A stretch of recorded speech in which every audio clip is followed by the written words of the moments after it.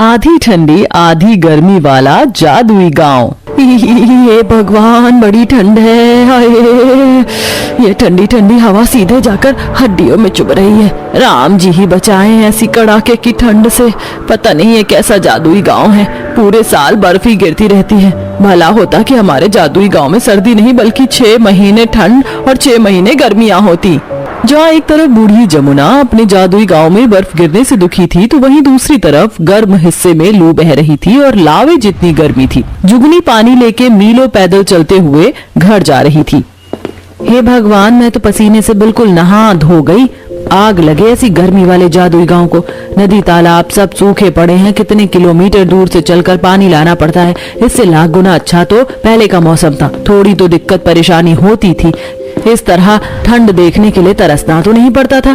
खैर, बोया पेड़ बबूल का तो आम कहाँ से होगा। आखिर क्यों ये महिला ऐसे मिसाल दे रही है और क्या है इस जादुई गांव का रहस्य जिसमें एक समय पर 2 अलग अलग मौसम मौजूद है। तो चलिए इसके पीछे की कहानी देखते हैं। दूर दराज बसा हुआ बलियापुर गांव आज भी बाकी गांव से पिछड़ा हुआ है। वहाँ कमाने के ज्यादा जरिए उपलब्ध नहीं है। सभी लोगों के घर आज भी मिट्टी के और कुछ लोग फूस की झोपड़ी डालकर रह रहे हैं। गांव में केवल रोजगार के 2 ही साधन मौजूद है, खेती बाड़ी और ईंट की भट्टी। आधे लोग किसानी करते हैं और आधे ईंट की भट्टी पर मजदूरी करते हैं। जहां मोहन और हरिया निराश दिल से बातचीत कर रहे हैं। हम किसान लोगों ने दिन रात खून पसीना बहाकर एक एक दिन इस जमीन पर इस उम्मीद से मेहनत की कि खेत में दिन रात हल चलाया, बीज लगाया, खाद पानी दिया कि इस बार हमारी खेत की फसल बहुत अच्छी होगी तो हम साल भर पेट भर कर खा सकेंगे। लेकिन इस बेतहाशा गर्मी के मौसम ने हमारी सारी उम्मीदों पर पानी फेर दिया। अरे ये तो गर्मी के मौसम में हर साल ही होता है। हम जाने कहां कहां से कर्ज उठाकर खेती बाड़ी करते हैं, लेकिन ये गर्मी का मौसम हमारी अच्छी खासी फसल को नुकसान पहुंचाता है। अरे इससे तो अच्छा होता कि हमारे गांव में साल भर ठंड का मौसम बना रहता तो हमारी फसल भी बर्बाद नहीं होती। और ठीक कहा भाई। अरे तुम किसान लोगों को तो केवल अपनी अपनी पड़ी है। अरे हम मजदूरों के बारे में कौन सोचेगा। हमारी भट्टी तो गर्मी के मौसम में ही चलती है, सर्दियों में तो काम ही नहीं निकलता है। ऐसे में हम अपने परिवारों की रोटी पानी कैसे चलाएंगे, कभी सोचा है? अरे तुम लोग भी हमारी तरह खेती कर लो, किसने मना किया है? ज्यादा लंबी लंबी बातें मत फेंको बरखुरदार। अरे तुम लोगों की तरह हमारे पास खेती करने के लिए जमीन भी तो होनी चाहिए ना। इस तरह मौसम को लेकर लोगों के बीच में लड़ाइयां शुरू हो जाती है। तभी गांव की सबसे बूढ़ी महिला सीता काकी आकर दोनों का झगड़ा सुलझाती है। अरे क्या हो गया है तुम दोनों को? इस तरह से लड़ाई क्यों कर रहे हो? एक ही गांव में रहकर इस तरह से एक दूसरे के खून के प्यासे बने हो। पहले ही हम लोग इतने दुख तकलीफों में अपना पेट भर रहे हैं। भाई भाई की तरह रहो, भगवान से प्रार्थना करो, वो सबका बेड़ा पार लगाएंगे। अरे बस करो काकी, अगर सच में भगवान होते तो हमारी गांव की परिस्थितियां इतनी गरीब और दुखदाई थोड़ी ना होती। बात करती हैं। गांव के गरीबी भरे हालातों ने गांव के तमाम निवासियों को नास्तिक बना दिया था, इसलिए कोई ईश्वर में श्रद्धा विश्वास नहीं रखता था। जबकि सीता इकलौती ऐसी थी जो अपने दिन की शुरुआत भगवान का नाम लेकर करती थी और जब कभी उसके दरवाजे पर कोई इंसान या जानवर आ जाता तो वह उन्हें भूखा नहीं भेजती थी।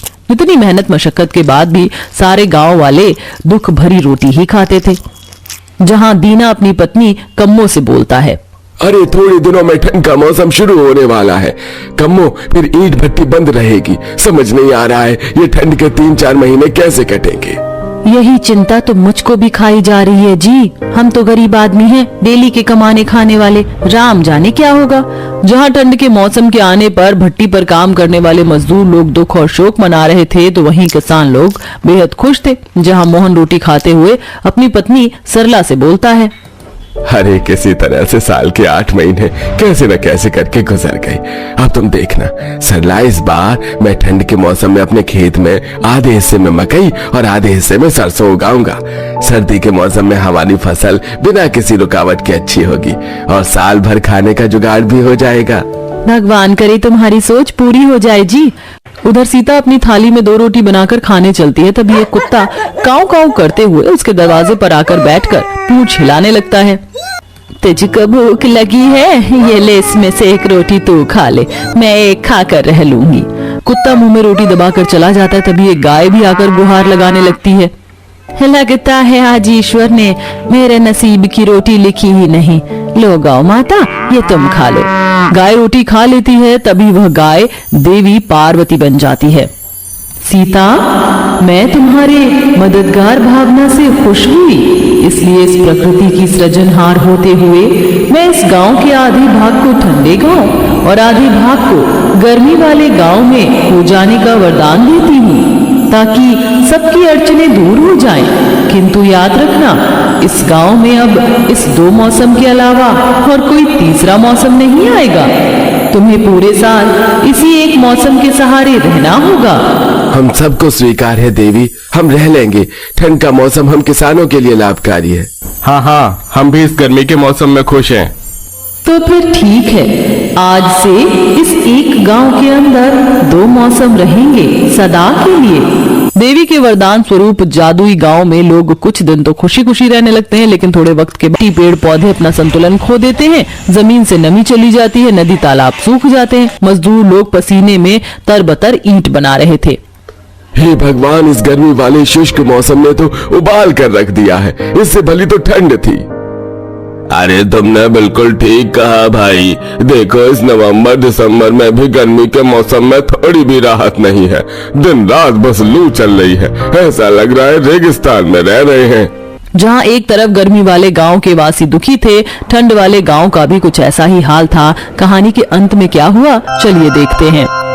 जहाँ सरला शीला दिन रात की बर्फबारी और ठंड से बिल्कुल उकता चुकी थी।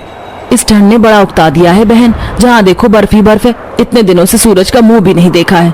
सही बोल रही हो बहन, ये जादुई ठंडा गांव तो श्राप के जैसा लग रहा है। इससे अच्छा तो पहले वाला मौसम था। नलक पीटने की इच्छा हो रही है मेरे दिल में। तभी ठंड में ठिठुरते बूढ़े रामू काका बोलते हैं, अरे तुम सब लोगों ने तो ये वरदान मांगा था, अब जियो ऐसे दोहरे मौसम में। अरे मौसम का संतुलन जरूरी होता है। ईश्वर ने जो बनाया था अच्छा बनाया था। हम लोगों ने प्रकृति के साथ छेड़छाड़ की है। हमें अपनी गलती के लिए पश्चाताप करना होगा। सब गांव वाले मिलकर प्रकृति के संतुलन के लिए गुहार लगाते हैं। तभी पार्वती माँ प्रकट होती हैं। क्या हुआ, तुम गांव वालों ने मुझे फिर से स्मरण किया? अब तो मैंने तुम्हारी इच्छा पूरी कर दी है।